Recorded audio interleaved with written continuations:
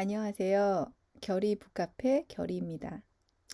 오늘 소개해 드릴 책은 문제는 무기력이다.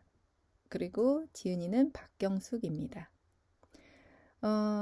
이 책의 내용의 전반을 알 수 있는 우선 서문을 읽어 드리겠습니다.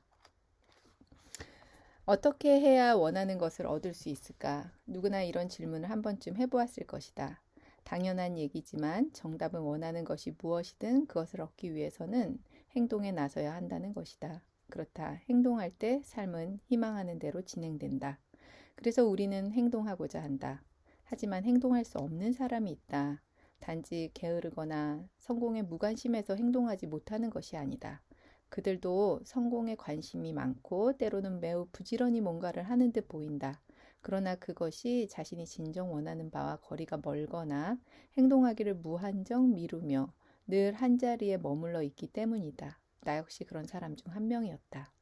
나는 중년에 소중한 것을 많이 놓쳐버렸다. 그런데도 무엇이 문제인지 알지 못했다. 나는 왜 행동할 수 없을까? 나는 왜 내가 원하는 길을 가지 못할까? 문제가 무엇일까? 오랫동안 고민하고 아파했다. 그러다 마틴 셀리그만 교수의 학습된 무기력이 그 원인임을 알았다. 학습된 무기력이란 외부의 힘 때문에 자신의 에너지를 발산하는 것이 차단당했을 때 느끼는 좌절감이 무의식 중에 학습되어 다음번에는 시도조차 하지 않으려고 하는 심리적 현상을 말한다. 그래서 무기력은 단순히 건강이 나빠졌다거나 피로가 누적될 때 나타나는 신체적인 기력 없음과는 다르다. 신체적 무기력은 기력 없음이 아니라 의욕 없음이다. 즉 해야 할 일을 하게끔 이끄는 의욕이 상실된 상태이다. 무의식 중에 배워버린 무기력은 모든 일에 악영향을 미쳐 우리의 행동을 지배한다. 그래서 성공을 향한 길을 스스로 막는 결과를 낳는다. 따라서 무기력은 우리의 인생을 퇴보하게 하는 마음의 독소라고 할 수 있다. 자신이 성공하지 못한 것이 능력이 없어서가 아니라 능력을 발휘할 의욕이 없었기 때문이란 사실을 알고 나면 인생을 되돌리고 싶어질지도 모른다. 물론 무기력이만이 성공을 위한 행동을 막는 것은 아니다. 나태, 게으름, 포기, 절망, 비관, 미움, 무관심 등등 많은 부정적인 요소가 있다. 게으름과 나태의 결과가 무기력의 결과는 둘 다 행동하지 않는 것이므로 혼동되기도 하지만 무기력과 게으름에는 차이가 있다. 게으름은 내부에서 생겨나며 일종의 습관 같은 것인 반면에 무기력은 외부에서 가해지는 유기체를 반대하는 자극 때문에 의식과 무의식에 남게 된 행위하지 않으려고 하는 함이다. 따라서 무기력이 게으름보다 우리를 더 힘들게 하고 극복하기 더 어렵다. 또 게으름의 모습은 외부에 쉽게 드러나지만 무기력은 겉으로는 잘 드러나지 않는다. 무기력한 사람 중엔 겉으로는 부지런해 보이는 사람도 많다. 하지만 정말로 해야 할 일이 아니라 심리적으로 편안함을 느끼는 쉬운 일이거나 중요한 일을 대체할 수 있는 엉뚱한 시간을 보내는 예가 많기 때문에 스스로를 속이는 셈이 된다. 그래서 무기력을 은밀히 속이며 인생의 발목을 잡는 강력한 방해자라고 부를 수 있다. 이 책에는 무기력에 빠져 기능하지 못하는 우리 마음을 일깨우는 방법에 대해 설명할 것이다. 무기력에 빠진다는 것은 마치 주인이 얹은 짐을 지고 억지로 버티며 사망을 건너가던 늙은 낙타가 기력을 다해 뜨거운 모래 한가운데 쓰러져 죽을 수밖에 없는 순간을 만나는 것과 같다. 그런 날을 만나면 우리의 자아는 죽는다. 육체는 살았으나 마음이 죽는 심리적 사망과 조우하게 되는 것이다. 하지만 그 죽음이 끝이 아니다. 낙타가 죽은 자리에서 사자 한 마리가 기지개를 켜며 일어나는 환상 같은 일이 우리 삶에서 일어날 수 있다. 그것은 개인의 인생에서 엄청난 변화이자 진화를 맞는 놀라운 순간이다. 나는 이 책을 통해 무기력한 낙타를 벗고 자발적인 사자가 되는 법에 대해서 말할 것이지만 그 변화는 결코 쉽지 않다. 그러나 그 변화가 일어나기만 한다면 비약적인 도약이 뒤따를 것이다. 낙타에서 사자로 변하는 종의 변화와 같은 엄청난 진화가 일어날 것이기 때문이다. 내가 이 책을 쓰려고 결심한 것은 나의 무기력 때문이다. 나는 중년에 무기력의 재앙을 만나 10여 년을 탕진했다. 그리고 그곳에서 빠져나오기 위해 시작한 힘겨운 수련 덕분에 조금씩 변해갔다. 이 책은 그 과정을 정리한 인지과학적 보고서이다. 이 책은 5부로 구성되어 있다. 먼저 1부에서는 무기력의 여러 가지 모습을 설명하고 2부에서는 우리가 무기력해지는 이유를 심리적인 원인과 사회 현상학적인 원인으로 나누어 설명한다. 3부는 무기력에서 빠져나오는 훈련을 하기 전에 반드시 알아두어야 할 세 가지를 설명한다. 우선 인간이 변화되기 어려운 이유를 설명하고 무기력에서 벗어나기 위한 전제 조건을 설명한다. 4부에서는 낙타가 사자가 되기 위한 실질적인 수련법을 다룬다. 즉, 무기력에서 벗어나 자신이 주인이 되어 자발적으로 살 수 있는 자발성 회복을 위한 자기 마음 깨우기 방법이다. 나는 여기서 마음을 통합적으로 다룰 수 있을 때 변화가 일어난다는 사실을 설명하며 통합적 마음 전환 기술을 구체적으로 설명한다. 인간의 마음이란 동기, 인지, 정서, 행동이 통합적으로 운영되어 함께 돌아갈 때 변할 수 있다. 물론 이 중 하나라도 변할 수 있다면 그 사람은 달라질 수 있다. 그러나 인간이 총체적으로 완전히 변하기 위해서는 마음의 모든 요소가 함께 변해야 한다. 마지막 5부에서는 변화된 마음을 유지하기 위한 세 가지 팁을 부연 설명한다. 낙타에서 사자로 변한 사람은 자발적인 삶을 살 수 있다. 그 자발성을 찾은 이후에 성장할 수 있는 방법을 세 가지 기본 원칙을 통해 제시할 것이다. 자, 이제 신발끈을 단단히 묶어라. 그리고 세렝게티 초원을 누비는 사자가 되어 경이로운 경험을 떠올리며 한 걸음씩 내딛어보자. 길고 고된 여정이 될 것이다. 그러나 걱정할 필요는 없다. 그 여행의 안내자가 되어 이끌어줄 것이기 때문이다. 여행 중 내가 사막에 설치해둔 경고판이 앞에 보인다면 반드시 돌아가고 피해가길 바란다. 시험 삼아 재미로도 빠지지 마라. 올라오기 상당히 힘들 것이다. 그러나 구덩이에 빠졌다 겨우 빠져나온 후에 또다시 거기에 빠질 수 있다는 사실을 잊지 말기 바란다. 인간의 마음이랑 같은 실수를 반복하게 되어 있다. 따라서 빠진 구덩이에 다시 빠지지 않기 위해서는 정신을 똑바로 차려야만 한다. 냉정해져야 한다는 의미다. 자신에게 냉정하라. 그러나 당신 자신의 힘을 믿고 스스로의 방식대로 걸어라. 오늘부터 당장 시작하라. 당장 하지 않는다면 그곳에 오래 머물러야 할지 모른다.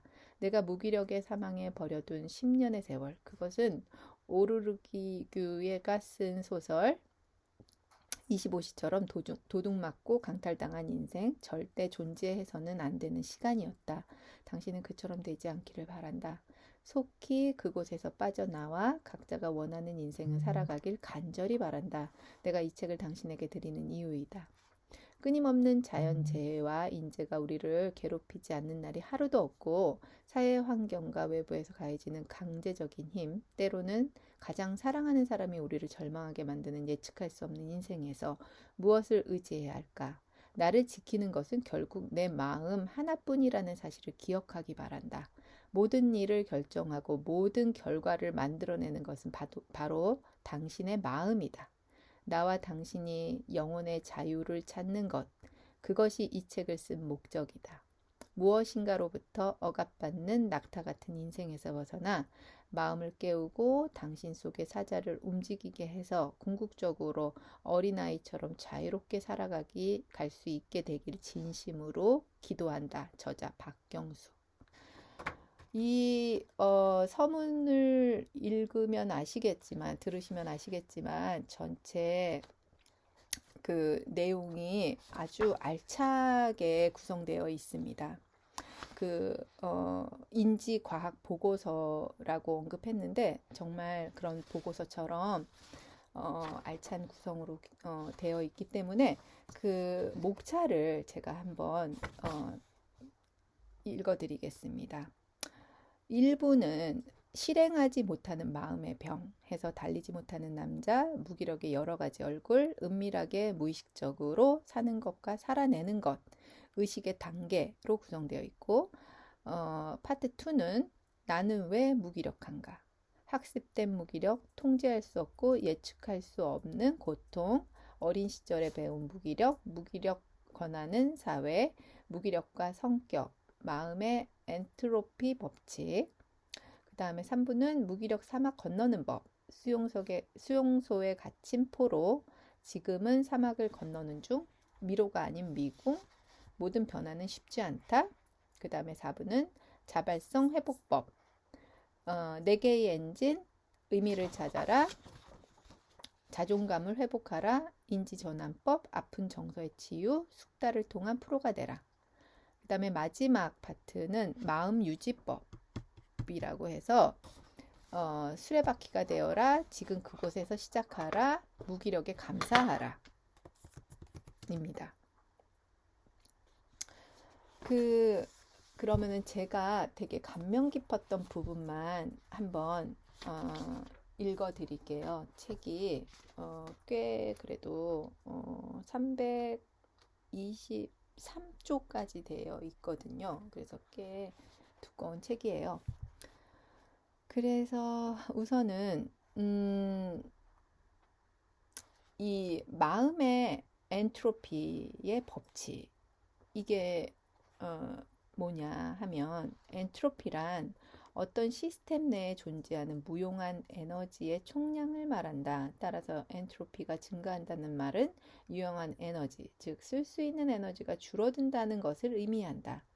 원래 엔트로피라는 단어를 만든 사람은 독일의 루돌프 클라우지우스이지만 엔트로피와 관련된 법칙을 처음 발견한 사람은 프랑스 육군 장교 사디 카르노이다. 엔트로피는 연력학 제1법칙과 제2법칙에서 유래했다. 연력학 제1법칙은 우주의 에너지 총량은 일정하며 연력학 제2법칙의 엔트로피의 총량은 지속적으로 증가한다 라고 정리할 수 있다. 또 엔트로피 법칙은 물질과 에너지는 반드시 한 방향으로만 변하는데 유용한 상태에서 무용한 상태, 획득 가능한 상태에서 획득 불가능한 상태, 질서가 있는 상태에서 무질서한 상태로 변한다는 것이다. 심리학에서는 마음도 연력학 법칙에서 벗어날 수 없다고 보고 연력학 법칙을 마음에 적용했다. 인류 역사상 최초로 인간의 마음에 연력학 제1법칙을 적용한 사람이 프로이트이다. 프로이드는 에너지의 총량이 일정하다는 연력학 제1법칙을 마음에 적용해 정신 역동론을 주장했다. 그는 우리 마음 내부의 에너지는 반드시 근원이 있고 그 에너지 총량은 절대로 변하지 않는다고 보았다. 그러니까 어느 한 부분에서 억압된 에너지만큼 다른 곳에서 에너지를 발산한다는 것이다. 그렇다면 무용한 에너지인 엔트로피가 점점 증대된다면 연력학 제2법칙도 마음에 적용되지 않을까? 이 법칙 때문에 우리 마음이 아무것도 하지 않을 때 점점 나태해지고 무기력해져 가는 것이 아닐까. 인간의 마음이 엔트로피 법칙의 적용을 받는다면 마음도 시간이 경과되며 엔트로피가 상승하는 방향, 즉 무용한 상태와 무기력한 방향으로 흘러갈 수밖에 없다. 그래서 우리는 교육을 받고 훈련을 하며 자신의 마음을 성장 발달시키고자 한다. 그런데 성장은 엔트로피 법칙을 역행하는 행위이므로 결코 쉽지 않다. 그 때문에 많은 사람들이 그 길에 들어섰다가도 포기하거나 애초에 시작도 엄두도 내지 못한다. 또 이 과정을 완전히 수행하려면 자신의 인지 방식을 전면적으로 부정하고 번역하는 개인으로서는 혁명에 해당하는 노력을 기울여야 한다. 이러한 혁명을 위해서는 가장 강력한 무기인 마음의 힘을 이용해야 한다. 아무것도 하지 않으려는 마음을 설득해서 자신을 성장시키는 데 활용해야 된다. 무기력의 사막은 가도 끝이 보이지 않는다. 그곳에는 지독한 갈증이 우리를 기다리고 있다. 우리는 제일 먼저 마음을 변화시키는 작업, 쉬우면서도 가장 어려운 변화에 자신을 맡길 각오를 해야 된다. 그래야만 무기력의 사막에서 벗어날 수 있다. 여기에서는 죽음의 수용서라는 책을 쓰신 빅터 프랭크님의 그 책 내용을 좀 소개를 해주는데요. 우선 이 수용소의 경험을 담은 이 책에는 수용소 수감자의 심리적 반응을 크게 3단계로 나누고 있는데, 첫 번째 단계의 심리 반응은 수용소에 들어온 직후부터 시작되는데, 수용소에 들어온 사람들이 제일 먼저는 자신의 모든 것을 박탈당했다는 사실에 주는 충격에 지배당하고, 그 다음에는 두 번째 심리 상태에는 포로들은 틀에 박힌 수용소의 일과에 적응하기 시작하면서 수용소의 삶에 하루하루 적응하면서 점점 냉담해지면서 삶과 죽음에 대해 무감각해지는 그런 상태가 된다라는 거죠. 그래서 이는 실직 상태나 불가학적인 사건을 받아들인 후에 각종 부정적인 정서에 시달리는 것과 비슷하다. 이때 그들은 혐오감, 무감각, 무의미, 무기력, 모멸감, 분노와 같은 메마른 정서를 보인다. 빅터 프랭클에 의하면 이 무렵부터 자살하는 사람이 생겨난다고 한다. 그 다음에 세 번째 단계는 석방되어 자유를 얻은 후부터 시작되는데 수용소에 갇혀 있던 포로들 중에는 석방된 이후 사회에 복귀하지 못하고 사회보장제도의 의지에 겨우 삶을 연명하는 예가 많다. 이전에 지속적으로 무기력에 지배당했던 사람들처럼 무기력할 수밖에 없는 상황에서 벗어나도 학습의 기억 속에서 살아간다. 이 세 가지가 수용소의 포로와 무기력에 지배당한 사람들에게서 나타나는 공통된 특징이다. 양쪽 다 스스로의 힘으로 상황을 바꾸지 못한다는 통제 불가능과 미래를 알 수 없는 예측 불가능의 지배를 받기 때문이다. 포로들 중에는 희망을 잃어 쉽게 죽어버리는 사람도 많지만 끝까지 살아남은 강인한 사람들도 있다. 석방된 후 사회 적응에 성공한 사람들도 분명히 있다. 무기력과 수용소에 갇힌 상황이 비슷하다면 이 포로들의 생존 전략에서 무기력을 극복할 방법을 배울 수 있을 것이다. 살아남은 포로들에게는 어떤 특별한 점이 있었을까? 우선은 수용소에서 이 빅터 프랭클이 어떻게 살아남고 자기 그 삶에 대한 포기를 하지 않았는지를 예시를 들어주고 있어요. 그래서 빅터 플랭클의 이야기를 더 들어보자. 그는 우연히 발견한 종이 조각이 있는데 거기 종이 조각에는 진심으로 내 영혼과 힘을 다하여 너의 주를 사랑하라 라는 그런 말이 적혀 있는 그 신명기 6장 5절 말씀의 기도문이었다고 해요. 그래서 이 프랭클은 이 말을 종교적 의미와는 다르게 해석했다. 그는 이를 고통이나 심지어 죽음이 닥칠지라도 삶을 긍정하라는 명령으로 받아들였다. 세마 이스라엘이라 적힌 그 종이가 잃어버린 그러니까 원고와 맞바꿀 만큼 생의 의미를 찾아다 준 셈이다. 그 플랭크는 자신의 원고를 두 번 다시 보지 못했다. 즉, 이 플랭크는 자기 심리학적인 연구를 그래서 이제 첫 저서가 출간된 초고를 이제 자기가 이제 지켜야 할 가장 중요한 자산이라 생각하고 그거를 아내한테 부탁해가지고 옷 주머니 안쪽에 주머니에다 이렇게 꼬매가지고 가지고 있었는데 그 옷을 이제 뺏김으로 해가지고 그 초고를 뺏기게 됐죠. 그렇게 함으로 해가지고 정말 자기가 지금까지 정말 귀중했던 그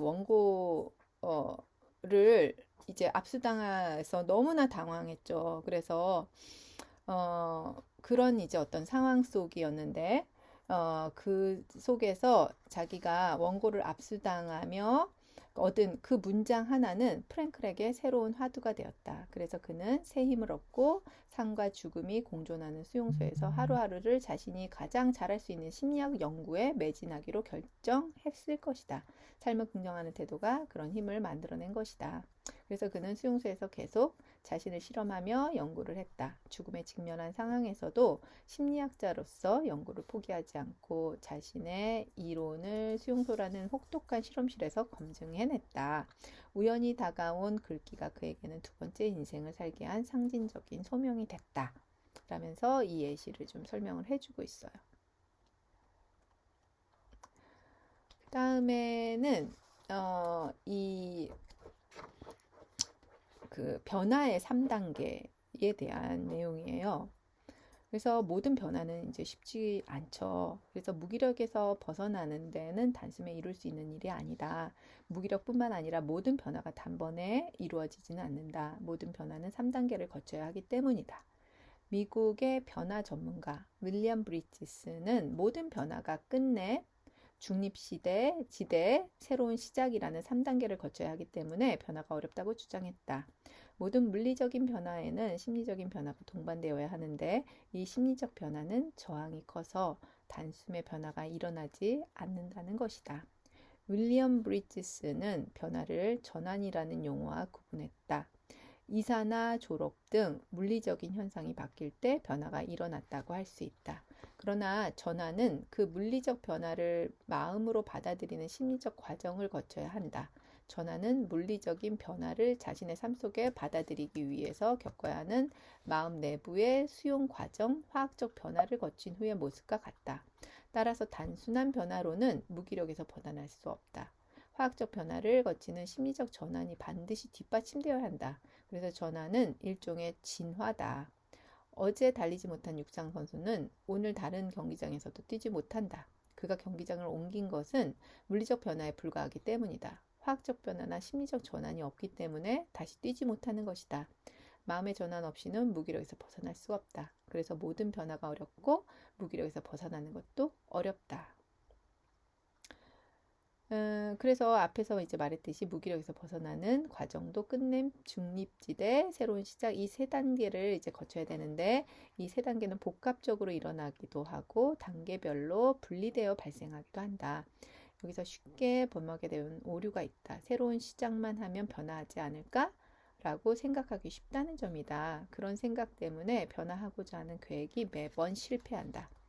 무기력한 자신의 현재는 돌아보지 않고 거창한 포부만 다지며 이를 버리는 것이다. 무기력에서 벗어나기 위해서는 새로운 시작 전에 반드시 끝냄의 단계를 거쳐야 한다. 새로운 시작만 하면 된다는 아니란 생각을 버리지 않으면 계속 실패만 경험한다. 버림과 끝냄이 먼저다. 먼저 자신이 예전에 1등 주자였다는 기억을 버려야 한다. 잘 나가는 스타였다는 것도 좋은 성적으로 학교에 입학했다는 사실도 잊어야 한다. 과거를 모두 잊고 처음 달리는 사람처럼 새로운 마음, 새로운 방식으로 훈련해 실력을 쌓는 과정이 필요하다. 그렇지 않으면 경기에 참가해봤자 좋은 결과가 나오길 바랄 수 없다. 왜 안 되는 거지? 오늘은 될 줄 알았는데 오늘도 안 되는구나. 이유가 뭐지? 의지를 갖고 임했는데 아무리 시도해도 변하지 않는 자신을 보며 우리는 왜 자신이 변하지 않을까 답답해한다. 이제는 새로운 시작에만 집중할 것이 아니라 과거의 오래된 습관을 끝내는 단계를 밟기 위해 노력해야 된다. 그렇다면 왜 우리는 버리지 못하는 걸까? 버리는 데는 생각보다 큰 용기가 필요하기 때문이다. 용기 없는 자는 아무것도 버리지 못한다. 그 다음에 이제 중립지대에 대한 설명을 하고 있어요. 변화의 중간에 중립지대가 있다. 변화가 어려운 두 번째 이유는 이 중립지대 때문이다. 우리는 과거의 것에서 새로운 세계로 들어가는 과정에 중립지대가 존재한다는 사실을 알지 못해 매번 변화에 실패를 한다. 월스트리트저널이 선정한 미국에서 영향력 있는 컨설턴트 10인 중에 한 명이자 변환 관리의 청취자 윌리엄 브리지스는 한때 영문학 교수였다.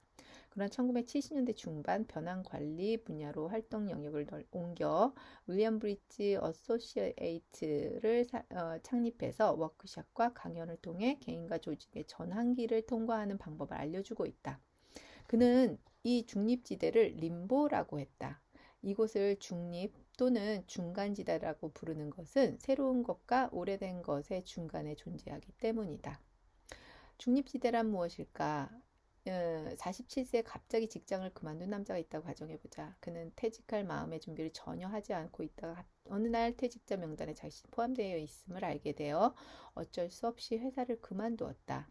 이후 그는 이전과 유사한 직장을 알아보기 위해 노력했으나 빈번히 실패했다. 사업을 하려고 해도 무엇을 해야 할지 몰라 막막했다.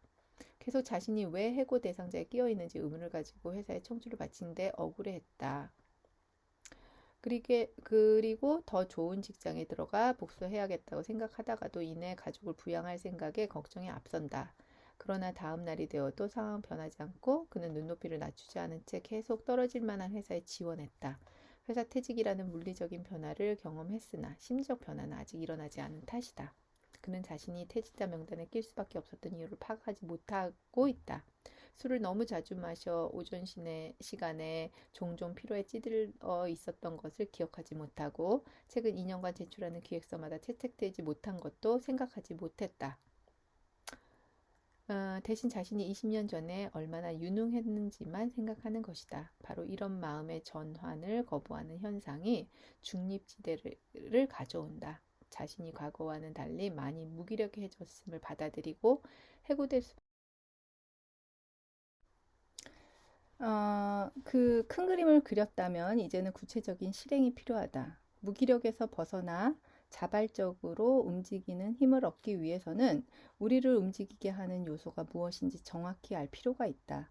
과연 무엇이 인간을 움직이게 할까? 인지과학과 심리학에서 말하는 인간을 움직이는 엔진은 인지, 동기, 정서, 행동이다. 사람은 이 네 가지에 따라 목표를 세우고 생각하고 판단하고 행동하며 감정을 느낀다.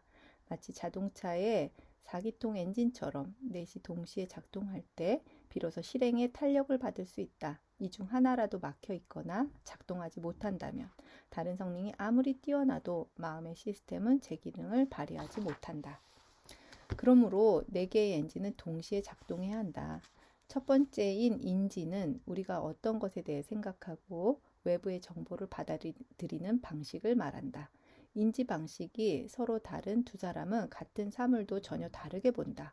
두 번째인 동기는 어떤 일을 하고자 하는 의욕이 일어나는 계기다. 동기가 없다면 인간은 아무것도 하지 않으려 한다. 세 번째인 정서는 감정과 느낌을 말하는 것으로 마음이 시시각각 외부에 반응하는 결과라고 보면 된다. 마지막으로 행동은 우리가 실행하고 움직이는 모든 것이다.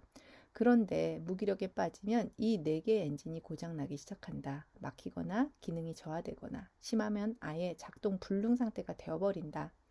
마틴 셀릭만은 무기력에 대해 최종적으로 이렇게 정의했다. 무기력이란 인간이나 동물이 통제 불가능한 상태를 경험하며 겪는 동기, 인지, 정서 장애를 나타내는 현상이다. 즉, 무기력을 느껴 아무것도 하지 못하는 상태는 단순히 행동하지 못하는 문제에 국한된 것이 아니다. 자세히 살펴보면 동기장애, 정서장애, 인지장애와 결부된 것으로 이 세 장애가 결합되어 행동장애를 불러온 것이기 때문이다. 여기서 행동장애는 행동하지 않거나 행동하다가 포기하는 것을 말한다. 결과적으로 무기력해진 사람은 아무것도 실행하지 못한다. 그렇다면 네 개의 엔진이 고장나는 것은 어떤 상태일까? 첫 번째, 동기장애는 어떤 일을 하고자 하는 동기를 약화시켜 심하면 동기 자체를 사라지게 만든다. 무엇을 하고자 하는 마음, 즉 욕망에 의한 동기는 우리로 하여금 어떤 일을 끌고 갈 수 있게 하는 가장 기본적인 연료이다. 그런데 이 연료가 소진되는 것이다. 따라서 어떤 일을 할 의욕이 없어져 뭘 해야 하는지, 왜 해야 하는지 모르는 상태가 된다. 둘째, 인지장애는 무기력에 매우 중요한 역할을 한다. 인지란 살아오면서 배우며 경험하며 형성된 사고의 틀, 자신과 세상을 바라보는 마음의 틀이다. 무기력을 학습하고 나면 이 인지 방식이 왜곡된다. 그래서 자신이 충분히 할 수 있는 일 앞에서도 해봤자 안 될 것 같아, 또 실패할 거야 라는 잘못된 믿음에 지배당한다. 그리고 이 믿음 때문에 점점 더 무기력해진다. 한번 형성된 인지의 틀은 쉽게 변하지 않고 따라서 무기력해진 사람의 왜곡된 시각은 잘 변하지 않는다. 세 번째 정서장애란 무엇일까? 정서는 감정, 야심, 활기, 용기와 연동된다. 우리가 어떤 일을 해내고자 할 때 자신의 두려움을 넘어서는 용기가 필요한데 이것은 정서 메커니즘에 나온다. 그런데 무기력은 이러한 정서의 문제를 일으켜 기분이 나쁜 상태가 지속되게 한다. 두렵고 불안한 상황에서는 실행을 할 어떠한 용기도 생기지 않는다. 왜 통합적인 마음 전환이 필요한지에 대해서 얘기하고 있는데요. 앞서 말했듯이 동기장애, 인지장애, 정서장애가 결합되면 행동장애가 나타난다. 행동장애는 쉽게 말하면 하려고 해도 안 되는 것을 뜻한다.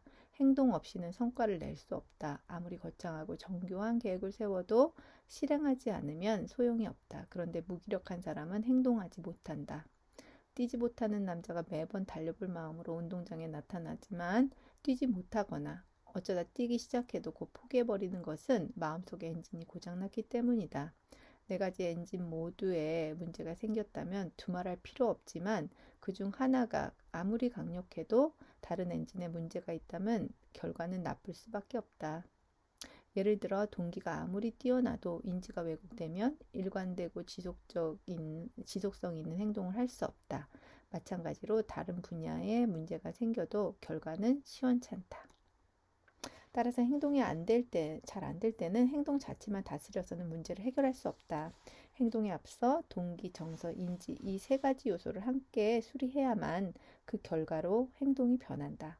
그래서 나는 동기와 정서, 인지 전체를 전환한 후에 그 결과를 행동 변화까지 가져올 수 있는 방법을 이 책에서 최초로 제안하고 그 방법을 통합적 마음 전환이라고 부르려고 한다.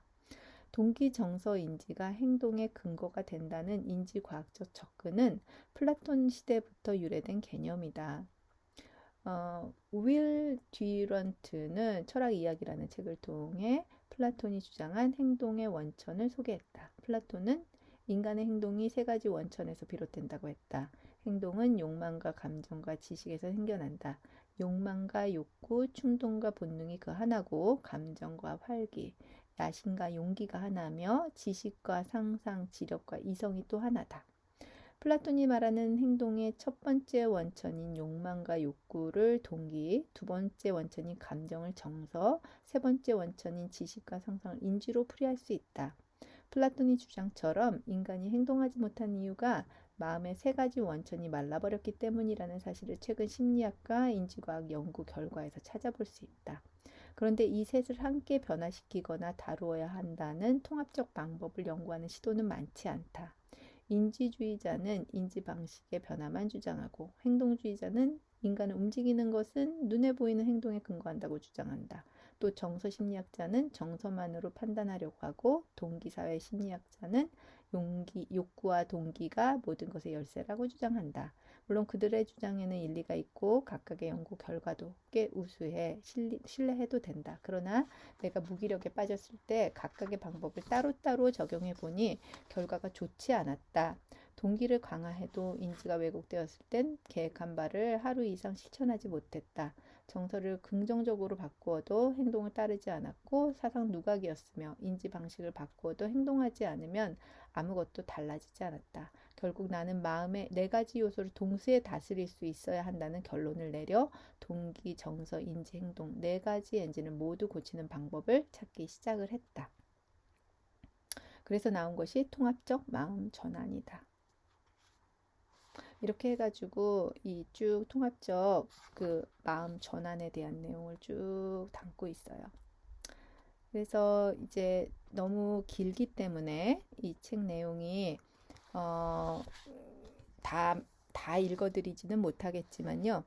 아무튼 저는 이 책을 통해서 정말 제가 이제 학생을 가르치는 선생으로서 그리고 또 아이를 이제 기르고 있는 엄마로서 아이들이 뭐 어른도 이렇게 무기력에 빠질 수 있지만 젊은 아이들이 최근에 너무 많은 비율로 이렇게 무기력에 빠져가지고 잘 하던 학생들이 갑자기 학교도 안 나오고 어떤 결과물도 좋지 않은 그런 경우들을 많이 보게 됐었어요. 그래서 그러한 친구들을 어떻게 도와줄 수 있을까 그런 고민들을 좀 많이 했었는데 이 책에서는 정말 너무 도움이 될 만한 그런 꿀팁들을 많이 알려줬었어요. 그래서 저한테는 너무 많은 도움이 됐던 책이었고 여러분들에게